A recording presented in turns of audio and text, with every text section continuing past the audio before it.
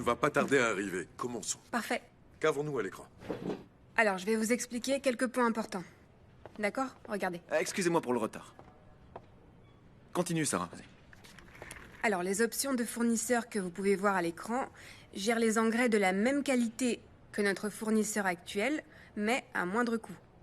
Une analyse a été réalisée avec l'équipe de l'ingénieur Juliette, et effectivement, c'est aussi un engrais organique, avec certaines propriétés pour stimuler la terre. Et surtout, il préserve l'écosystème. Est-ce qu'il y a une vraie différence par rapport au coût? C'est le plus intéressant. La différence est de 30%, approximativement. Et on a aussi la possibilité de négocier, en fonction du montant de l'acquisition. Waouh! Qu'en pensez-vous? Waouh! Oui. Très bien. Super. C'est une économie considérable. Merci. Et c'est aussi une très bonne option pour réduire les coûts et maintenir la qualité des avocats. Ce qu'a dit la diplômée Sarah est correct.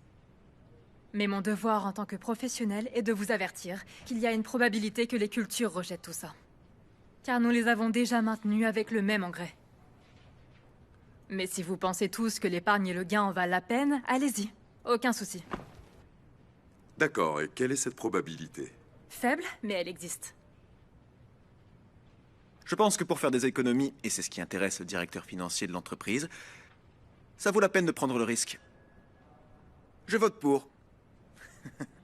Sarah, est-ce que tu as fait une analyse des risques? Bien sûr, évidemment. Comme vous pouvez le voir sur le graphique, le bénéfice est supérieur au pourcentage de risque. Donc ça nous convient très bien, j'en assume la pleine responsabilité.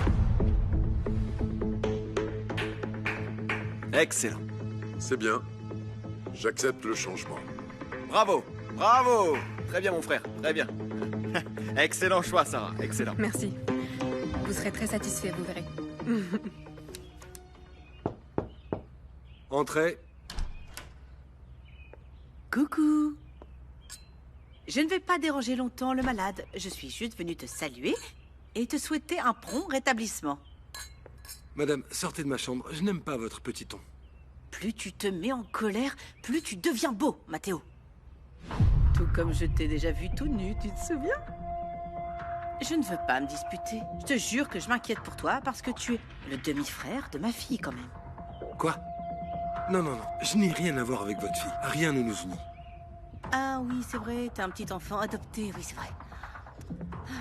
Je ne sais pas ce qui se passe ici, mais il n'y a pas une seule bouteille d'alcool dans cette maison. Ce qui est bien, c'est que j'avais cette petite bouteille d'alcool qui traînait dans ma chambre. Je dois en acheter plus, parce que moi, je prends un petit verre tous les jours. Tu sais que c'est très très bon pour les maladies cardiaques, le cholestérol. Et puis, tu sais que c'est très bon pour la peau aussi. C'est merveilleux. Tu veux en prendre un petit verre? Déborah, sortez de ma chambre, s'il vous plaît. Je vous demande de sortir. Mathéo, laisse-moi te servir. Tu sais ce qui se passe? Je comprends ce que tu ressens. Une fois, moi aussi, j'ai essayé de m'ôter la vie et... Personne ne le sait, mais ça me fend le cœur quand je sais que quelqu'un l'a fait. Et j'ai fait des années de thérapie. Pourquoi vous me racontez ça? Parce que je ne veux pas que tu te fasses du mal, Mathéo. Quand j'ai moi-même traversé cette étape très sombre, c'était tellement de douleur. J'étais toute seule. Je me suis promis d'aider ceux qui se retrouveraient dans le même cas. Ceux qui souffrent comme moi j'ai souffert. Mathéo, tu dois rester fort. Parce que tes frères t'aiment beaucoup, ils ont confiance en toi, surtout Juan. Nous nous sentons perdus lorsque nous laissons les autres nous gérer et qui nous disent ce qu'on peut ou ce qu'on ne peut pas faire. Mais c'est ta vie. Vis-la comme tu le souhaites, enfin. Tu as tout pour être heureux. Tu es très beau, tu es intelligent, avec de l'argent. Tout ce que tu as à faire, c'est de mettre un frein à tout le monde et de t'amuser un petit peu. Bon, allez. Je te laisse. Reprends vite des forces. À plus tard. Sortez.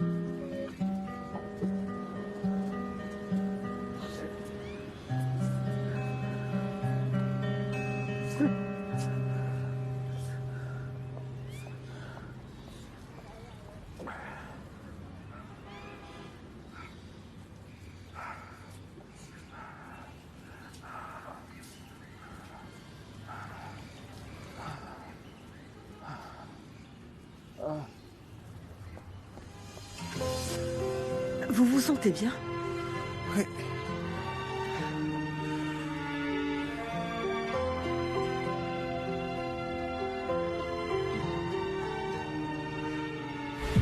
Je vais bientôt rentrer. On y va ensemble, Pedro? Non, non, non, je te rattrape. Dante m'attend toujours dans mon bureau. Il y a un point fiscal qui me préoccupe et j'aimerais beaucoup finir d'en discuter avec lui. Sarah, demain tu discuteras avec Simon des sujets non résolus. Aujourd'hui, ça a été très difficile. Oui, je sais. Je finis juste quelques petites choses et j'y vais. Je vais aller voir Béatrice, ok? Je suis épuisée. On dîne ensemble, Juan? Sarah, si tu m'attends un petit peu, je peux t'emmener chez Béatrice si tu veux. Je te promets que je te causerai aucun problème. On a fait la paix, toi et moi. Je te le jure. Sarah, si tu veux, la liste des contacts des fournisseurs est prête pour que demain tu puisses signer le contrat, passer les commandes et mettre en œuvre ta proposition. Est-ce que ça te convient comme ça? Ok.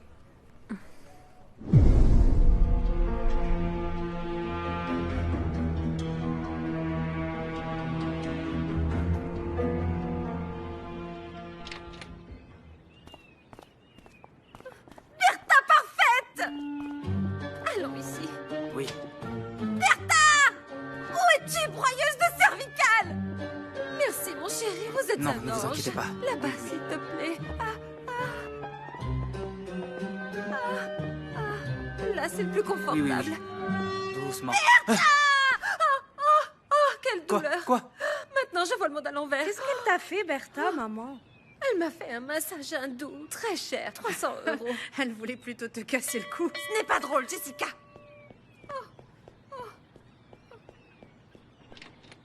Ma petite, je dois parler à Madame Rosa.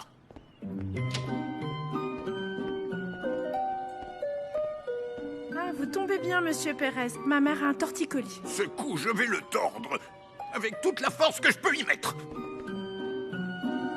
Oh non, non. Laissez-moi. Merci beaucoup. Que le bon Dieu vous le rende au centuple.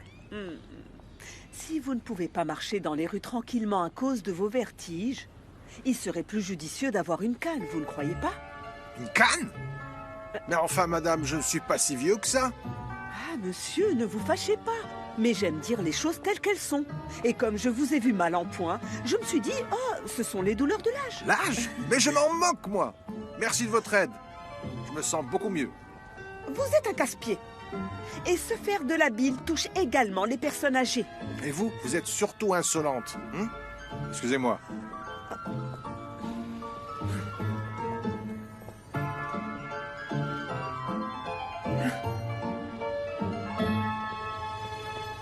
Bien, je vais aller à l'essentiel. J'ai conçu un plan pour que Juan ne puisse pas donner les résultats attendus de l'entreprise. Et toi, champion, toi, tu vas m'aider à y parvenir, pas vrai? Tes plans me font peur. Ce qu'il faut qu'on fasse, c'est faire en sorte que les investisseurs arrêtent de faire confiance à notre valeureux président. Il doit faire mauvaise figure auprès du conseil d'administration, jusqu'à ce qu'on obtienne sa démission. Ce qui ne sera pas facile, mais mon plan est parfait. Très bien. Tu gagnerais la présidence de l'entreprise. Et moi, qu'est-ce que je gagnerais avec ça? Quand j'aurai le pouvoir et le contrôle total de l'entreprise, le refuge de Santa Catalina sera tout à toi. Qu'est-ce que tu en dis? Ça fait envie, non?